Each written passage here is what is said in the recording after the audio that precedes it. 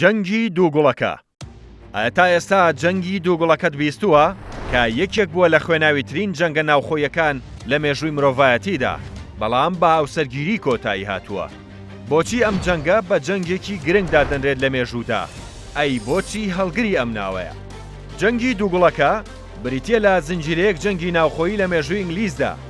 ماوەی 30 ساڵی خایاندووە لە نێوان ساڵانی 1455 بۆ 1485 لە نێوان هەردوو خێزانی لانگستەر و یۆرکدا. هۆکارەکەش تەنیا بریتی بووە لە کورسی شاهانەی تەواوی ئینگلتەرا. هەردوو خێزان بە دوولقی خێزانی شاهانە دادەنرێن کە ئەسڵیان دەگەڕێتەوە بۆ پاشا ئیدواردی سێیەم. جەنگەکە جەنگێکی بەردەوام نەبووە لە ماوەی ئەو 30 ساڵەدا، بەڵکو زنجیرەیەک جەنگی پچڕ بووە، بەڵام هەمویان خوێناوی بوون.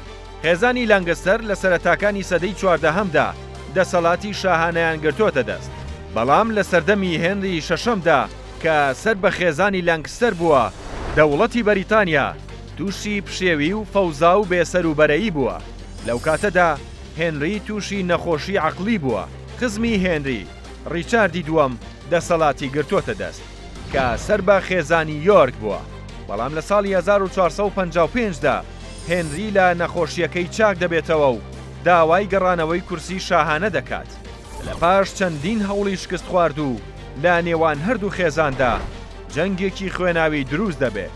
کورسی شاهانە بۆ ماوەی 30 ساڵ لە نێوان هەردوو خێزاندا یاری دەکرد، جارێک لای لانگستەر، جارێکیش لای یۆرک. یەکێک لە جەنگە هەرە خوێناویەکانی نێوان ئەم دوو خێزانە لە ساڵی 1461دا ڕووی داوە کە زیاتر لە 50,000 سەرباز لە نێوان هەردوولادا جەنگاون. نیوەی سەربازەکان کوژراون. خێزانی یۆرک توانی خێزانی لانگستەر ببەزێنێ، بەڵام خێزانی لانگستەر ئەمەی پێقبوڵ نەکرا و جەنگ بەردەوام بوویەوە. بەم جۆرە جەنگ بەردەوام بوو تاوەکو لە ساڵی 1485دا جەنگ بە تەواوی وەستا. بابردنەوەی خێزانی لانگستەر ئەم زنجیرە جەنگە خوێناویە با گرێبەستێکی هاوسەرگیری کۆتایی پێهێنرا. لە پاش ئەم هاوسەرگیریە خێزانێکی شاهانە بە ناوی تیۆدۆر بووە دەسەڵاتداری شاهانە کە لۆگۆیەکی تێکەڵاو لە گوڵی سوور و سپی جێگای لۆگۆی هەردوو خێزانی گرتەوە.